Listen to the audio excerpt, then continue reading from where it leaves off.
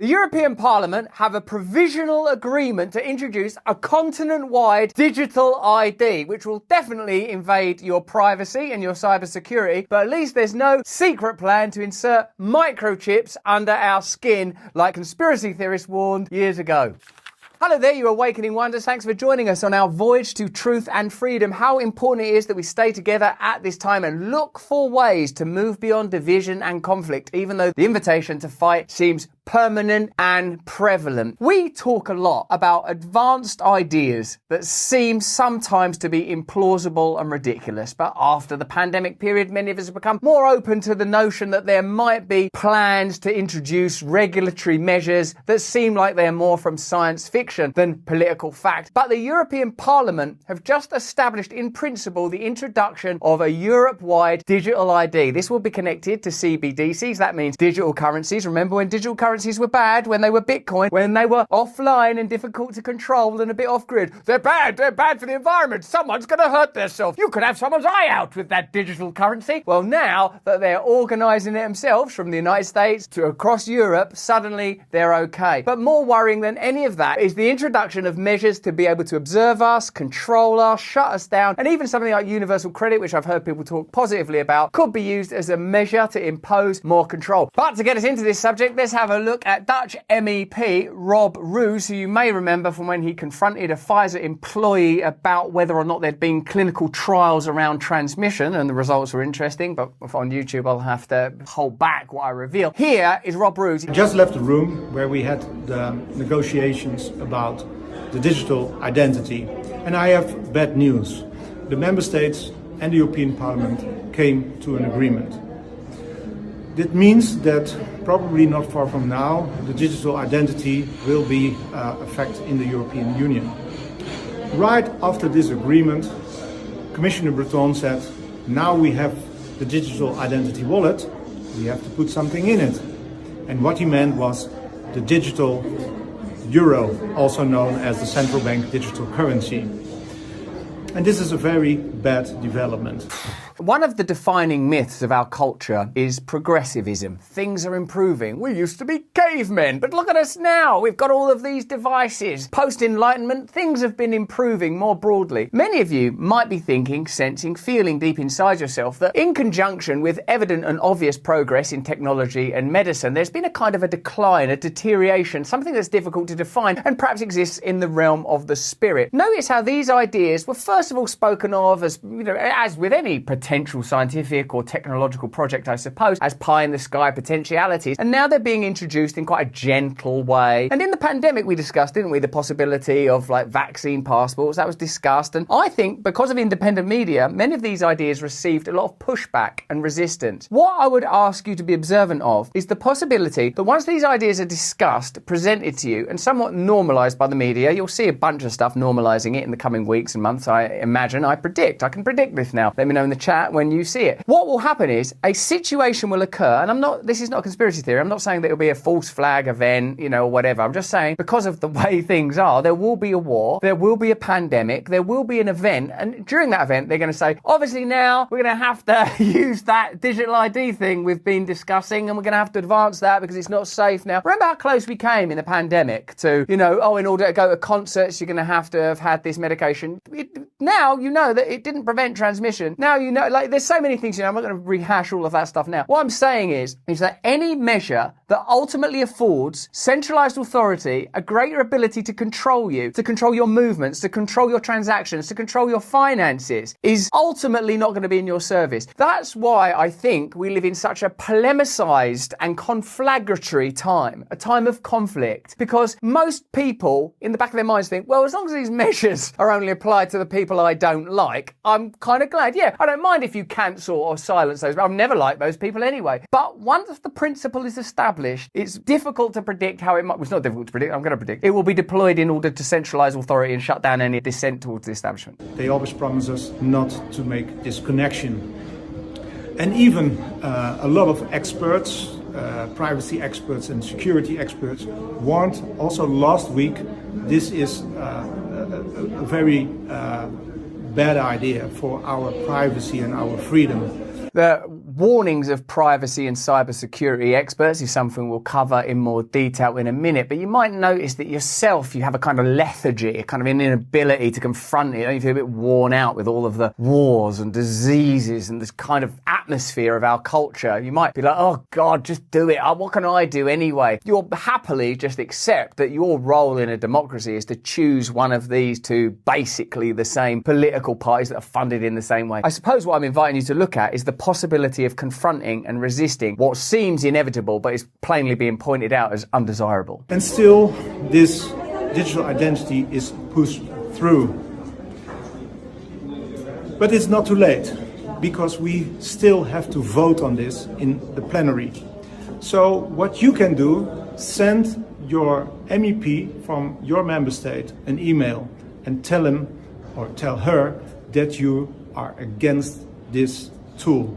Some detail. The European Parliament and the majority of the member states reached a provisional agreement on the establishment of the European Digital ID, or EID, the first central and fully digital identification system for all Europeans, on Thursday. Conservative lawmakers and cybersecurity experts are sounding the alarms, citing concerns for potential large-scale abuse. We are taking a fundamental step so that citizens can have a unique and secure European digital identity, Nadia Calvino, the Spanish Minister for Economy and Digitalization, representing the European Council Spanish presidency, said. When there are ongoing migrant crises, when there are feelings of broad antipathy towards migrants, a digital ID becomes appealing. It will be one of the ways that a variety of people will be induced into accepting a continent-wide digital ID. Otherwise people that shouldn't even be here will be able to have access to. It's going to be for safety. They'll use every single trick that is because of paedophile. Any imaginable, conceivable notion will be used to legitimize it and normalise it. This process is beginning now. Under the new law, the EU will offer citizens so-called digital wallets on a voluntary basis. At first, what a key phrase. Why don't you have a digital wallet? Is it voluntary? Yes, it is. Now, where is your digital wallet? I left it at home. Well, then you're going to jail. Which will contain digital versions of their ID cards, driving licenses, diplomas, medical records, and bank account information. These documents will be recognised as means to access online services throughout Europe, and citizens will be able to prove their identity or share electronic documents from their wallets with a click of a button, the legislators hope.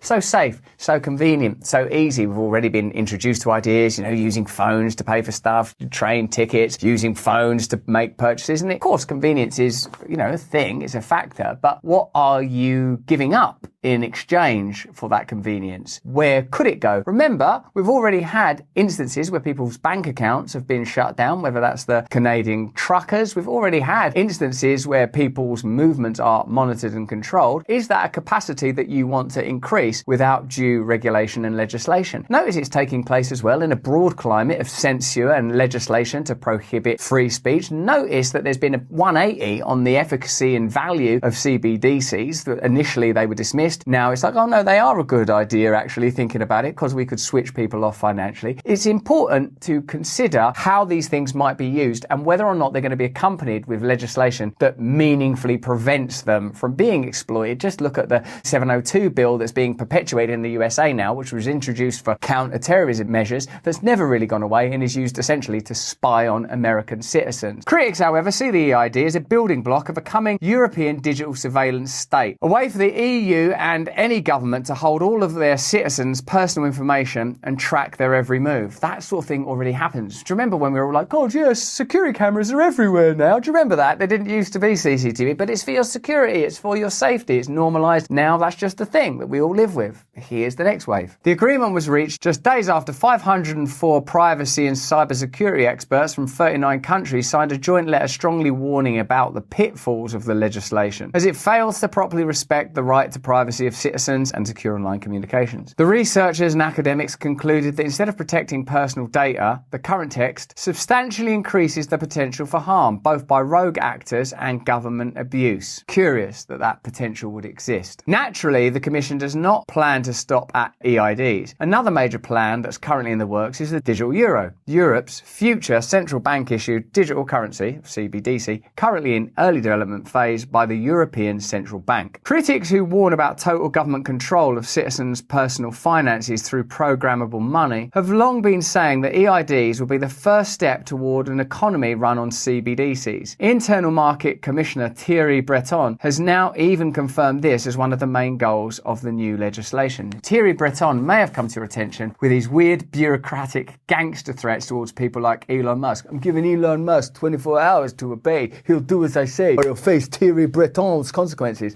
They will respect the law.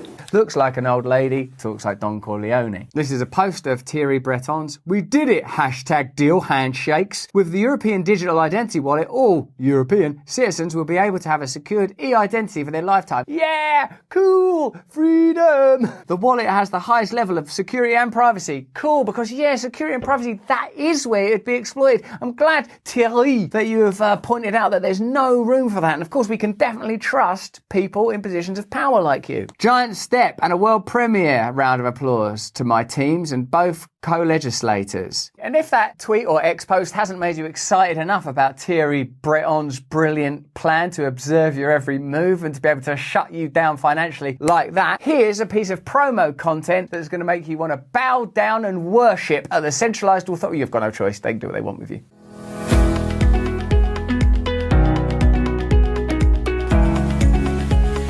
Convenience and security, also friendly. It's like elevator music. It's like we're just being carried by a machine to an inevitable destination where we will have more convenience and more security. Is there any potential downside? Is there any potential downside? Not that I'm looking at or willing to declare publicly.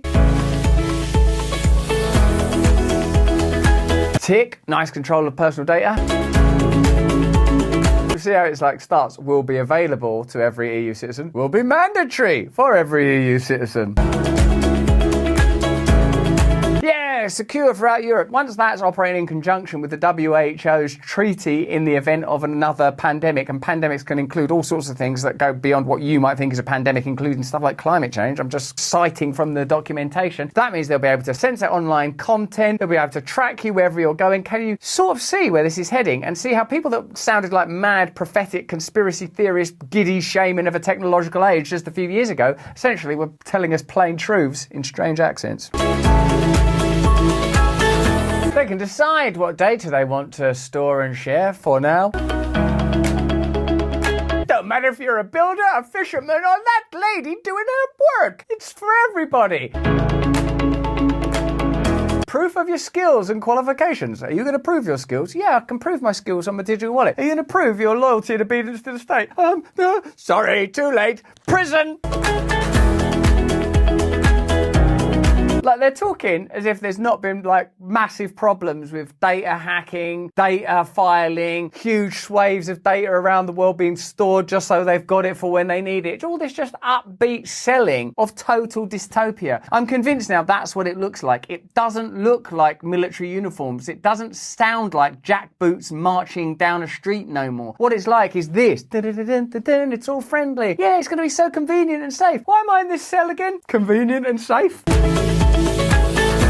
It's going to make life so much easier, because I find life quite hard, do you? Yeah, why? Because of this sort of stuff, actually.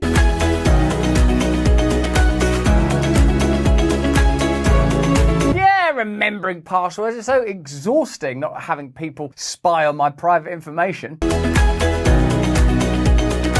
It's coming. It shouldn't say stay tuned. It should say whether you like it or not. Because I don't remember voting for it. Remember, you're funding it, but did you vote for it?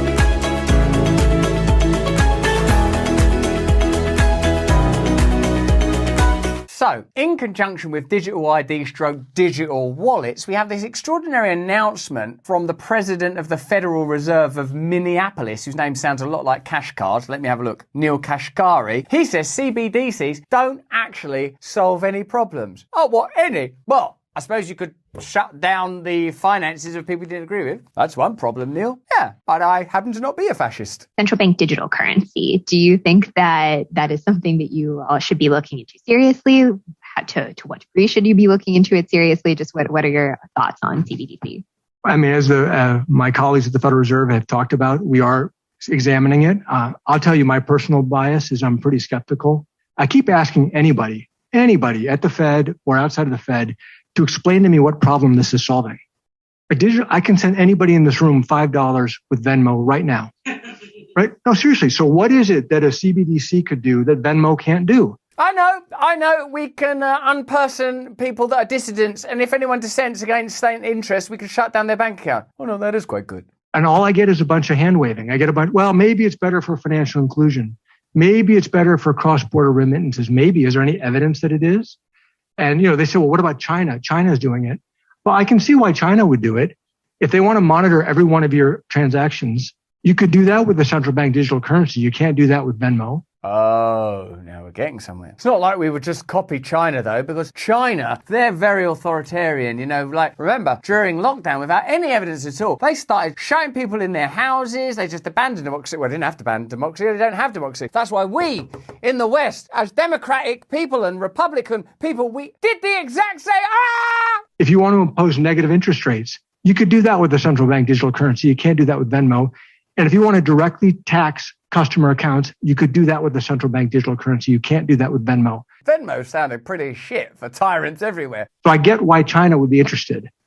Why would the American people be for that? No choice? Because they've got no choice, like everything nowadays, because probably both parties at some point will say we're both doing it, and then it will just happen, and then there'll be some disaster that legitimizes it, and then people will try and protest against that disaster. This is me being a trucker. This is what they're like. Boop, boop, we're truckers. And then you'll be like, you are unpersoned, you are unfinanced, you are going to be held in cells for a long, long time for basically no reason. And now, my fellow concerned awakening wonders, we get to where the rubber meets the road, or where the microchips meet the skin. We get into the conspiracy theorists' glory territory. Do you remember during the pandemic? It's not as if they could never get away with, well, this is Richard Werner, who used to be a WEF insider. He's now turned whistleblower, talking about how these measures will lead to, and I've heard this said in conspiracy theory circles before. First, they'll get technology that you don't want to put down, your phone. Then it'll be wearable technologies like, sort of Fitbits and watches that are connected to your phone and stuff you put on to measure glucose. Then, sooner or later, they'll go, do you mind just putting this under your skin? How are they ever going to persuade us, though, when we're so awakened, when we're so sharp, when we're so powerful and connected to one another, when we have such clear vision? How will they ever persuade us to do that? Well, this guy's been at the WF as a leader for tomorrow, or a Klaus Schwab pig-teeth sucker of yesteryear, or whatever they call him, and he's giving us his insights. Let's have a look.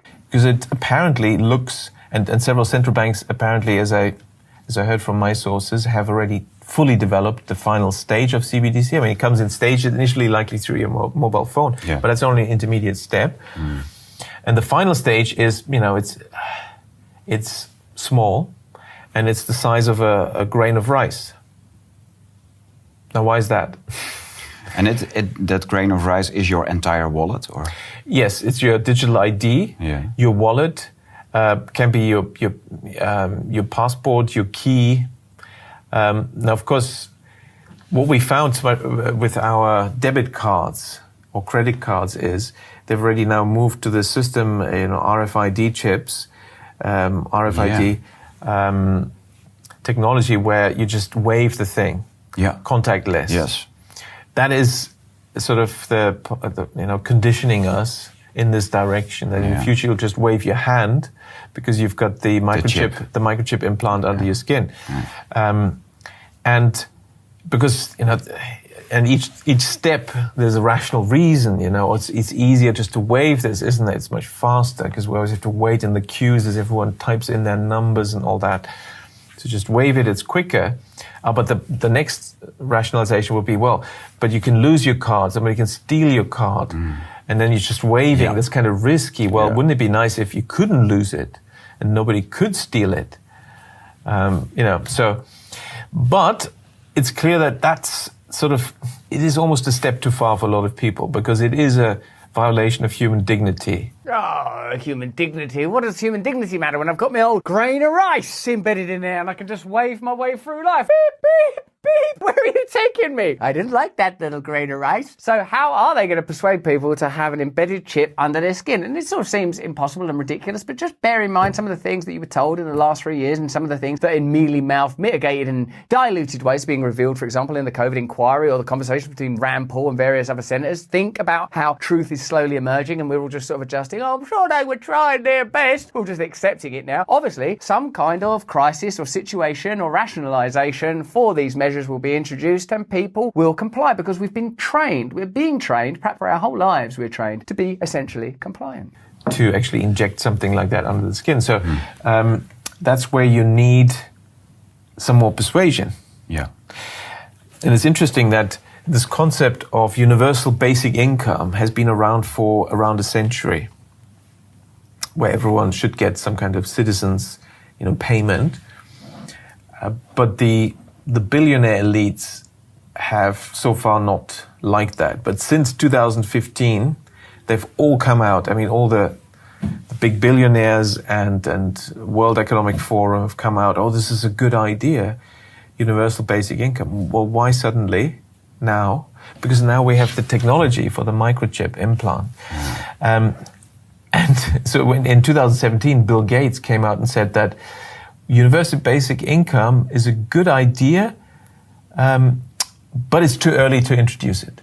Now, what was still missing? So we had the technology for the microchip implant, but what was missing was the digital ID hadn't been introduced. How like Bill Gates to acknowledge that something is a good idea, but perhaps not for humanitarian reasons or some sort of economic boost for people that require it, but because it legitimizes the implanting of a piece of technology that will ultimately be used for power. I think there's a kind of an overall tendency towards reducing humanity itself to a kind of block of data, to a sort of a manageable problem. Humanity is a problem that needs to be solved. You need a technocratic class, and in this instance that means a sort of an aristocracy, and in this case a digital aristocracy, a billionaire class of centralized global organizations collaborating with one another beyond the reach of popular democracy or even politics that feels in any way connected to ordinary people, able to make a set of decisions, usually in response to crisis, global crisis, this being a globalist misadventure that's being undertaken, that slowly legitimize measures that are always about introducing a bit more control. CBDCs, more control. Digital ID, more control. Under the skin, more control. 15-minute cities, more control. Ability to stop people traveling, more control. Lockdowns, curfews, unpersoning people, censoring people, cancellations of people, controlling media, censoring big tech.